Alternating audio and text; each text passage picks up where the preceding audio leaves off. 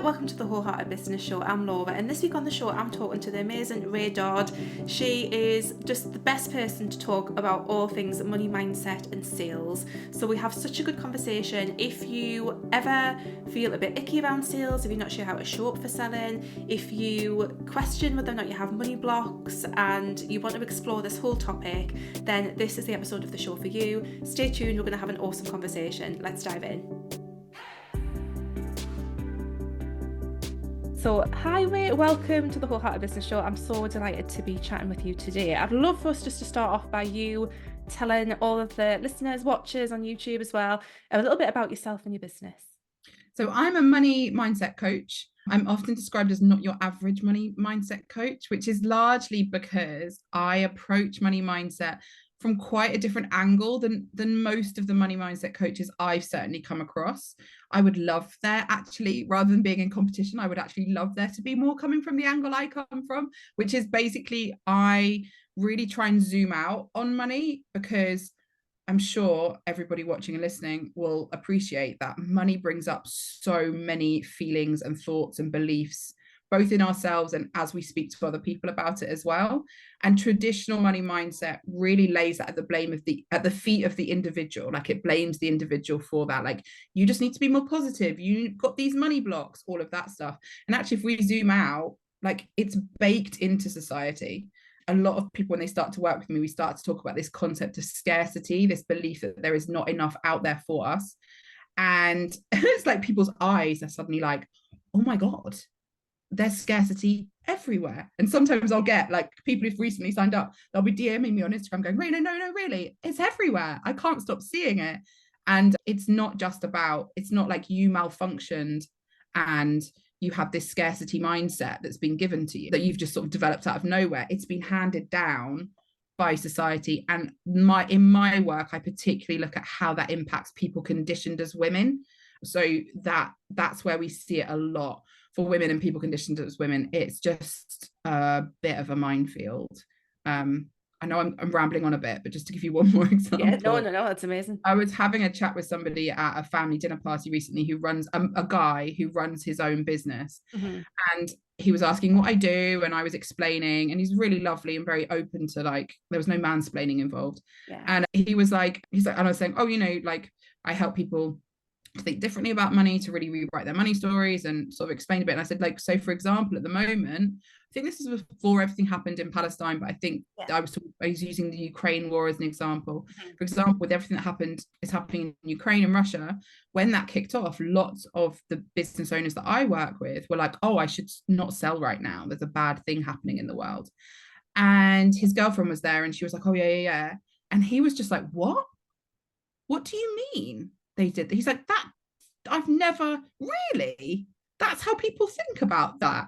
But he's like, but we're a business, what's that got to do with anything? And he wasn't being in any way like critical, or he was just like, it had just genuinely never occurred to him. And yet his girlfriend was like, oh yeah, totally, because she'd been conditioned as a woman. She's been conditioned to show that she cares above all other things, that she is kind, and once something threatens that, like if you are perceived to be putting money before people in a war-torn country, who do you think you are? You are, yeah.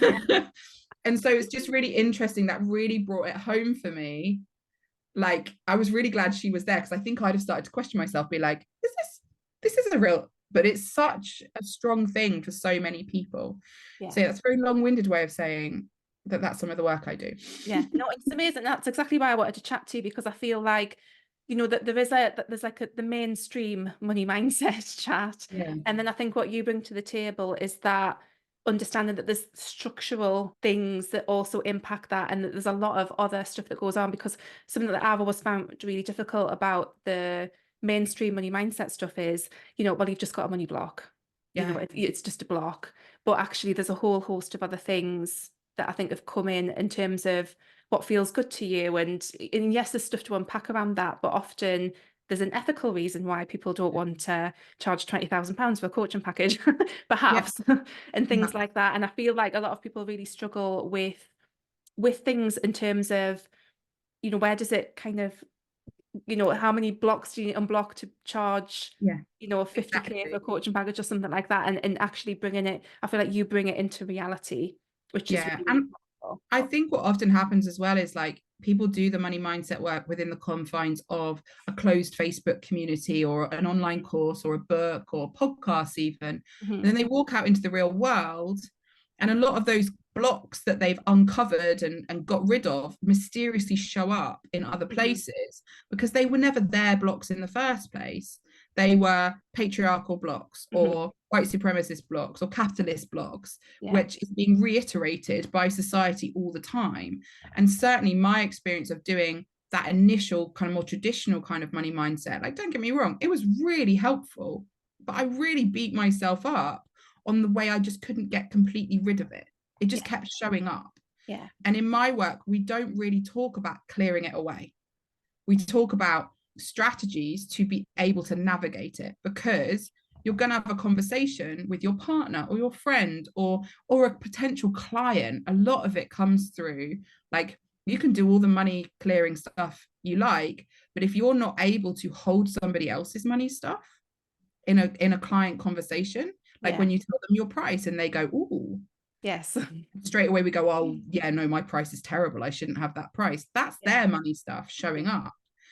But it's an interesting thing where we're blamed for still experiencing the issue, when actually, of course, we're still, it's a bit like, you know, if there's air pollution outside, it's like clearing your whole house of all the pollution, going outside and going, oh damn it, what's wrong with me, I've got pollution in me again. It's like, well, because yes, you can clear a space in your bubble, but you have to exist, you're going to exist in the outside world as well. So learning to navigate how that impacts what, not only what you believe about money, but the impact that has on the rest of your business, your selling, your ability to be visible, is huge. And that's a really big one, I think, the visibility side of it. And I know for a lot of health and life coaches who are in the field of helping others, and there's the healing aspect, really, really struggle with money, because it feels like, you know, if they're helping others, that how dare they charge for their work. Have you got any advice for people who struggle with that side of things? So at first, I will confess that I talk about a number of industries that have the most money blocks, and wellness is one of them. Charity is another, artists and makers are another.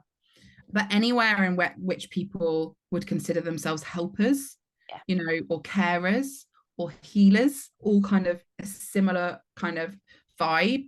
So one of the things we talk about in my program Plenty is this concept of kindness at all costs, which is where we conflate, or we separate kindness and money, and we conflate not being kind, doing bad things, with charging. So how can we do something as good as healing, or as good as caring for and supporting for people, and charge money? We act like those two things, especially charging well. Like it's almost like it's only kind if it's slightly unkind to us. So we can charge money, but only if we're charging enough that we are still suffering a little bit. Which, when I say it like that, you kind of go, well, that doesn't make any sense. But our brains, because of lots of conditioning, so particularly for, again, people, so women, people conditioned as women, but I started to talk a bit as well about the ways in which kindness is often sort of attached more to being feminine, like being a woman is what I mean by that. So even for men who want to be seen as kind, they will start to adopt like those things that women are often conditioned into. Like they'll start to adopt that because they are not wanting to be associated with power hungry masculinity or aggressiveness or anything like that. And we think of, like, if you think of charging us a lot of money, it's very closely linked to aggressiveness, which in itself is a masculine thing. Do you know? So when they don't want to, I hope that's making sense. It's quite a swirly concept, but like so it's not just affecting women, it's affecting people conditioned as women. And by that, I kind of mean like all women are conditioned as women, and also non-binary and trans people are conditioned as women, but being conditioned as a woman is actually separate to being a woman. Like conditioned as women is like, you have to appear this way, kind and pretty and meek and polite that's female conditioning. Yeah. And bleh, by the way, And like not wanting to make a lot of money not wanting to make a lot of another money. Exactly. with that, isn't it? Yeah. Because we see it as kindness, we see it as meekness, we see it as politeness. Yeah. So, can't remember your original question now. Like, how does that, what would I say to people? Yes. So, I mean, essentially, it's recognizing all of that. These are not your opinions. Yeah. These are actually not your feelings. They are societies that has been handed to you. And for very valid reasons, you've just not checked it at the door. You've not gone, do I think that? Is that true? Does that help to create the world I want to create? Or am I accidentally perpetuating these catalyst patriarchal ideas that really don't serve me or the people I love and want to see flourish? Yeah. And that's the main thing, isn't it? That realization and taking that on and actually being the change that you want to see, for a less cheesy kind of way of looking at it. But it's so I think true. that's a really powerful thing, because a lot of people, I think, feel like they're going to be judged for being, it's that whole thing of being a bit of a bitch, or, of like, or being, like you say, that kind of almost like charging a certain amount of money. And I think this might be an interesting thing to get into, as well as like what we think of as too much money and what we think of as enough money and things like that. And I almost realized, like, I've just been saying, charging 20k for a package and 50k for a package, but actually that's part of what I think makes the whole money conversation really interesting, because I've just kind of revealed, where those I might have noticed really that. but it's so, and this is what I find really interesting about this, because especially in the coaching industry, where there's no limit really on what people charge in this industry whatsoever. I find it really, like, that conversation quite interesting. So have you got any thoughts on that, in terms of where does this all come in? Because for me, I think there's something about charging in line with how confident you are in terms of the outcomes that you're going to get for people and what that's going to look like. But what are your thoughts on it? Because it's a juicy one, I think. So the first thing to say is coaching is not the only industry where there is this, like, how long is a piece of string style of charging. Like, if you think about the art world, there is, like, I can go onto eBay and buy an original artwork that's brilliant for £10.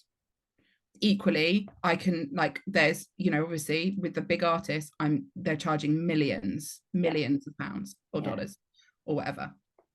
And there's a number of other industries as well. I mean, wellness, like fitness, a celebrity personal trainer versus a trainer you get in your local gym, like your local community gym, wildly different.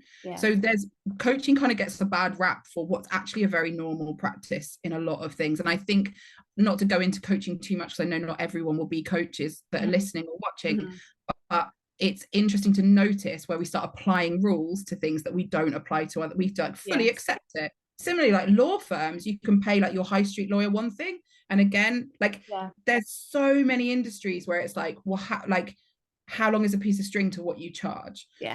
One of the things that I really encourage my clients to kind of move into believing is that money is neutral.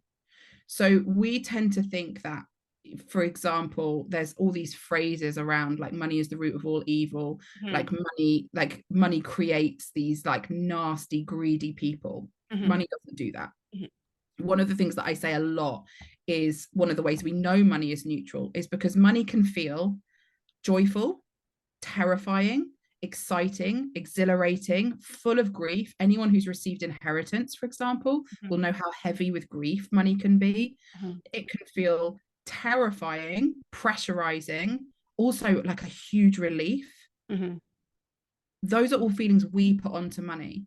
No object can feel so many different ways unless it's neutral as the object. We put that meaning onto the money. It doesn't exist in the money. That's on us. But we often, depending on our history, so if you've grown up without money, money might feel really desperate and scarce. Whereas if you've grown up with money, it might feel like there's always more money, but there's also pressure attached to it. And there's also, like, there's just so many different ways it can be read. So I really encourage people to see money as neutral. And that means, like, so in terms of coaching, I know people who are charging less than £20 an hour for coaching. And I know of somebody who charges $1 million for 6 months worth of coaching. Mhm. Now, we might all have, like, normally when I say that $1 million, people go, cool. Yeah. But isn't it interesting how we don't have that same judgment for somebody who's charging so little for it? And people go, yes, but that person is encouraging people, that person charging $1 million is encouraging people to spend that kind of money on coaching, and they shouldn't be. Nobody should be spending that much money. But if somebody's making multiple millions in their business, Mhm. and they want to show up and be supported and really grow their business, maybe spending $1 million is a really good investment for them. Mhm. And maybe when you charge so little amounts, I can think of two much bigger issues with charging smaller amounts than with that bigger amount. One is when we charge low, we change the market value of a product. And some people will say, yes, but then it's accessible to people. Sure. But maybe you can charge that low because you have a partner who makes money, or you have money that you rely on from elsewhere. But single mum, single parent, they can't charge that low. It's not possible. It's not viable for them. Yeah. And yet, and I don't think we should be competing on price anyway. That's maybe another whole part. But when we charge low, we do compete on price. That's what it comes down to. Yeah. And so you're actually making it harder for that person who needs to charge a certain amount of money to make the money, because you're bringing down the market value. Yeah. Secondly, people, when they invest in it, won't take it as seriously. So depending on your ideal client, this is really, really important. What we should charge at, the amount we should charge should depend on our ideal client, which I would argue the coach charging $1 million is absolutely doing. The coach charging £20, like let's say even £15 an hour, is charging based on their own money insecurities and their own money beliefs, and not on, and there could be exceptions to this, but generally not on what is best for their ideal client. Yeah. I have conversations all the time with people where they're like, but I want to be inclusive. I want to be like affordable to people. I don't want to leave anyone behind. Like, amen. I hear you. Then I say, what stage of life is your client in? What sort of transformation are you offering them? Yeah. And they're like, well, they just want to really like live their life fully. They want to be like reaching that next level of, I don't know, their goals, their ambition. Cool. That person's not in survival mode. That person's not somebody struggling for money. Then are they? Because let me be clear, if they're struggling for money, they're not thinking about what their next level is. They're thinking about getting to a level. Yeah. And I would argue their attention and their energy needs to go to that, not you confusing them with, and how much better can you be, and how much more can you be, when they're struggling to get to enough. Survival. Yeah. We don't really want to actually encourage people to spend that money. Yeah. Not of them in that place. Yeah. And actually, if we charge lower, we're making ourselves more accessible to people who maybe shouldn't be charging that money in the first place. Yeah. And maybe, as a suggestion, it would be kinder to charge more, so that person goes, you know what, I can't stretch myself, and that's better for them. Yeah. Better for them not to stretch. But also it means you're attracting people who are ready to do the work you offer. Yeah. So when it comes to pricing, it's like people go, well, what should I price it at? I want to be inclusive. And I'm like, well, forget inclusive. Who are your ideal people? Yeah. That's what you need to think about. And that's a really interesting one, because I think so many people do struggle with that, feeling that they want to be inclusive, they want to have something for everyone. And I mean, I always remind people that most people are creating a lot of free content as part of their marketing anyway. Exactly. So that there's, by default, most, coaches are probably giving quite a lot away, quote unquote, for free, obviously for marketing. Sometimes that's helpful, I think, in terms of them being able to, rationalize that. Yeah, I think it's really, really interesting, because it is one of those things where, how to price things can be really, really tricky. But go and follow you on Instagram and your podcast if you get stuck with that, because I know that you've got resources and things that talk about that.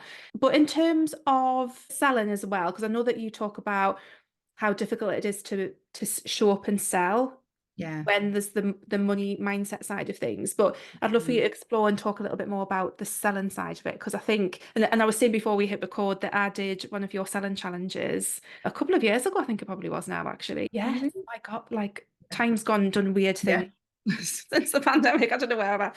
That was really interesting, and that selling doesn't have to be like this thing that feels horrific, like it does for a lot of my clients. But do you want to chat a little bit about, about your kind of take on selling? Well, I think that a lot of people think that selling is convincing people to pay you, and that's horrible. Yeah. Like, of course no one wants to do it. Like, that's like not a nice thing to have to do at all.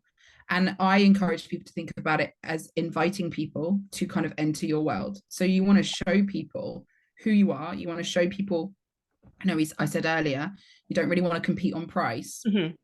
You want to show up, show them who you are, so that they want to pay you. Yeah. Like, they don't care. And actually, again, you want to be speaking to your ideal client who can afford you. That's part of that, how you can work out that they're your right fit person, is that they can afford your work. And you want to be showing up so that they go, I don't care what it costs, I want to work with them. Yeah. Like, and I'm sure we can all think of times that we have paid more for something because we wanted that one, not the cheapest one. It's when we don't care really about the thing so much that we'll go, well, what's the cheapest I could spend on this? But when it comes to like your health, all of those things, when it comes to like coaching, when it comes to, wellness, you want to be going with someone who's the right fit for you, not someone that just is offering, like, you can save money on. Yes. Like, it's part of valuing your work. And one of the things I was going to say earlier is, it's funny to me, not funny, it's kind of sad to me that so many coaches charge so little but are still not making any money. Because we complain about coaches and personal trainers and wellness people like charging too much. But the people that you can get, I guarantee you can get excellent coaching, excellent personal training, excellent like advice on your health and support in your health for very little money. But we don't trust the people that charge too little. We go, why are they charging so little though? And so those are generally the people struggling. Really, the reason they're charging so little is their money stuff. It's not about their skills. It's their confidence, their money stories, all of that stuff. But we judge their skills based on their price. Yeah. And so when we sell, we want to be showing people who we are. We want to be showing people why you would work with me. Here are my thoughts and opinions. Here are the things that make me different to other people. And yeah, not everyone's going to like it. But trust me, not everyone likes you already. Yeah. Harsh truth for a lot of people, but yes. And one of the things I'm often talking about in my work, so I talk a lot about content marketing that's not on social media, and I'm often talking about how are we creating content where people do get to connect with us as people, because I think that is such an important part of it, that it's not like someone's going out shopping for a new car when they're going out shopping for a coach. They're not comparing windscreen wipers and leather seats or whatever. It's a much more emotional connection. It's because there's something about you that they resonate with, and that tends to be the driving force. And you're right, that kind of it makes that comparison with money irrelevant. Yes. Yeah. You will want to, like, you're going to have to spend time with this person. You're going to have to sit in a room or at the end of a Zoom call, and you want to know what's going to happen. It's like people say to me, like, should I swear in my content? And I'm always like, do you swear as a person? If someone gets on a call with you, are you going to be swearing? Well, then I would argue the ethical thing to do actually is let them know that before you even get in, so that they don't go, oh my goodness, this potty mouthed human, I don't know what to do with myself. And you end up having a clash. Like, show up as you. The knock-on effect of that is they're going to want to pay. Like, I would pay someone more that swears more, because I'd feel more connected to them. I wouldn't be going, oh my God, they say fuck, so absolutely, I'm going to pay them more. But the knock-on effect would be, I know I can be myself with that person. I know I can trust that person. What do they charge? Yeah. Okay. And I think people tend to go, oh, but people won't be able to manage it.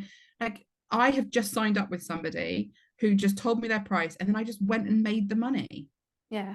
Like, well, what? I want to work with them. How do I make that money? So I went and made the money so that I could pay them. Yeah. I didn't go, could you just charge a bit less actually? Because I don't have that money right now. I was like, right, cool. I want to work with them. What am I going to do? And I stalked them for months beforehand, like not like online, not. But I was really like consuming everything, all of their content. Now I was really solid, knowing what the content they put out told me they would be a good fit for me. Yeah. And that's part of your selling, is really selling is showing people who you are and inviting them further into your world, by exchanging money with you. It's not pressurizing people. It's not convincing people. I kind of ban the word convince from my world, because you don't want to convince people. Actually, it's a waste of your time to convince people. You just are inviting people. Like if you if you have to convince somebody to come around to your house for dinner, like how awkward is that? You invite someone, right? And if they and you know your good enough friends is a good fit, they'll be like, yeah, sure. But if you're like, please come over, it'll be real. Like if you're having to convince them, like, I mean, I can tell you now, don't do that. It's going to be the most awkward experience of their life, if not yours. And we don't do that with friendships. We don't try and convince people to be our friends. It's much more of an invitation, and also there's a robustness to ourselves in that moment and our self-worth. Like a knowledge that we are okay regardless. You know, if my really good friends, if I invite them over for dinner and they say, oh no, I can't, I've got this going on, I don't go into a spin of like, oh God, oh no, I don't think they like me, because there's a solidness there of that relationship. And we just want to create that with our clients, our future clients. It's such a different energy to be in, I think, when you are coming from that place of that invitation to people to like you say, kind of come further into your world, and knowing that you're okay, whatever the response is. And I think that does come from that feeling of self-worth, and not feeling like you need the sales to validate yourself. I suppose there's that part of it as well. Definitely. You should never need the sale more than they need your service. And that's what happens. I always use the example of, you know, people selling charity on the street, or it used to be Sky TV a lot, that you'd see them and you walk past and you don't want to catch their eye. And that's what a lot of us are doing. We're trying to catch the eye of someone who doesn't want our service, because we're acting like we're on commission. It's like the difference when you walk into a shop and they come like, can I help you with anything? And you're like, oh God, you're on commission. Yes. And I am such an introvert. I'm like, oh my God, please leave me alone. What's happening? Like, I'll probably just be like, yeah, I'm just going to look and leave really fast. Like, we want to be someone where people come to us because they've looked around the shop, they like what they're seeing, and they would like some help with something, or they just want to buy it because it's just been shown to them, rather than chasing someone down the street where that energy exchange is just off, because we need them more than they need us. And that's not and good. that's when sales feels icky, because we've all had like, I mean, where I live, I get multiple times I get people knocking on my front door trying to sell us shit that I don't need. I hate that. It drives us up the wall, and it's that, I think that's what puts people off, because they feel like that's what they're going to be doing. Exactly. But just as you said, when you switch things around and really like change your energy around, it makes such a big difference. And it's really important to say, like, when people don't want to sell like that, you're right. There's like, your gut is telling you, oh, this is icky, and you are not wrong about that. It is icky. It's just not the only way you can sell. And people tend to be very black and white, so they're like, opt out of making money, opt out of selling, because they only see this problematic way of doing it. But we really need to reimagine those things. And in a world increasingly like where AI is so much more prevalent, you will stick out so well selling like a human being, actually selling imperfectly, showing yourself to be a real tangible human who makes mistakes is not bad. It's gonna, people don't connect with AI the way they connect with actual humans, because we spot that it's something's a bit off. And so we have this amazing opportunity to be less perfect than we've ever been able to be. So you get to do that in your selling, and therefore in your money making too, which to me is so exciting. And to be fair, that's just a fantastic kind of like mindset tip in itself, because again, a lot of the people who I work with really struggle with perfectionism. But actually, when you really flip that around and see the fact that being a little bit imperfect is actually, it's those things that make people actually connect with you, when you're not this kind of, you know, vision of perfection that you think in your head that you have to be a successful coach. Absolutely. I think it's often those like vulnerabilities that we find that actually, when we don't hide them and share them, that people connect with. Yes, absolutely. I actually have been using this example because I made some pots. My friend is a ceramicist, and we made some pots, and I made this little dish, and I was putting feet on it, like actual feet. Don't ask why, I just had an idea. And I was I was like, oh, I want to connect these on, Rosa. And she was like, yeah, just score one side and the other side, because when they're smooth, they just fall off. But when you make them less perfect, they connect to each other really, really well. And I've been using that when I talk about selling to say, we think two smooth surfaces is the way to like present ourselves. So like, we have to be perfect, our clients have to be perfect. But actually, if you were making something with clay, that would mean that the thing would break. So actually, like, those imperfections are often what connect human beings the best, just like it did with that pot. And I love that example because it's that's fantastic. good. Like, yeah, like I look at that pot every day now and I'm like, I get it. Thanks for the lesson. But yeah, it's a really interesting thing. But we have been taught, talked about the patriarchy and all of that, and white supremacy and capitalism, especially, we've been taught that perfectionism is achievable, which it isn't. No one's made money perfectly ever. They've just pretended that they have. And B, like, we've been taught to pretend we do it, and we've been taught that that's the only way, and it's not.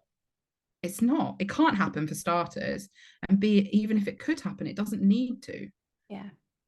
We've just got lots of exhausted entrepreneurs around just trying to do it, and they can't, because you can't, but you don't need to. And I think that's a nice way to kind of wrap up. I always ask one last question, because a lot of the conversations that I have with people in my world is around really connection with our version of success. And I think this comes into the money conversation, because again, I think there's a lot of, and again, interesting, because I'm starting to second guess myself now, but there's a lot of obviously in the entrepreneurial space, there's a lot of success is held on the 6 or 7 figure business. And a lot in our conversations that I have in my community is around how we can actually connect with what our version of success looks like, rather than thinking we have to fit or tick a box to be a successful coach or successful entrepreneur. But what does your version of success look like for you, Ray? I think my version of success looks like being the most me in my business. So it's really about feeling like I talk about taking up space a lot, like feeling like I'm taking up my space and how that looks for me. So it's less about what the numbers look like and more about how it feels to me, and how much I feel like I'm expressing myself in a way that really communicates who I am, but also I'm having the impact that is possible for myself when I'm doing that. That's my version of success. I think for me, the result of that will be and is a certain amount of money, but it's not always for everybody. Like, the idea that success is 6 or 7 figures is just such bullshit. But like I said, money is neutral. So if it is that, that's also fine. It's not that neither one is wrong. It just looks different ways for different people. For some people, the absolute tip of them being in their space is 30K, and that's fine. Like, not even just fine, like, that's amazing. I think you've used the phrase as well, like life-changing amounts of money before, which really stuck with me, which I thought was amazing, because that's a nice way to get out of, like, it has to be a figure. But like, it's your figure. It's like your figure. Exactly. Like, what allows you, one of the exercises we do in my program Plenty is I get people to do a dream budget, which is just like, what's the life you want to live? How much money would that involve? And that looks so wildly different for different people. For some people, that would be like, I want to live in an isolated house in Wales where I don't really see other humans, but I bulk buy loads of stuff because that feels really good to me. So, and someone else is going to be like, I want to live in New York in this amazing apartment, and I go shopping in like all the designer places. And society tells us that one of those existences is better than the other, but it's not. It's about, like, you know, if those people swapped existences, and the person who wanted to live in the amazing place was living in Wales, and the person in Wales was living in New York, that would be a failure for both of them. So it's really about, like, who are you? What do you want? What money allows you to live the life you want and have the impact you want? That's my whole shtick. That is definitely mine as well. That whole owning your own version of success, I think, is really important. But thank you so much for being on the show. That's been a really interesting conversation. I've got loads of fireworks going off in my brain now about a few different things, I'll be honest, which is always the benefit of me interviewing fantastic people on here. But if people want to find out more about you, where can they find you? And I will put all the links and everything in the description as well. The best place to pop is either to my website, which is raydodd.co.uk, RAYDODD, or to my Instagram, where you can also find all the links for stuff. I have a couple of freebies that people can sign up to. Oh, and I have a podcast called Real You, Real Money, which has over 100 episodes now. So if you want to deep dive into my brain and my guests' brains, that's a really good place to go as well. Fabulous. Oh, thank you so much. That's been awesome. Thank you so much.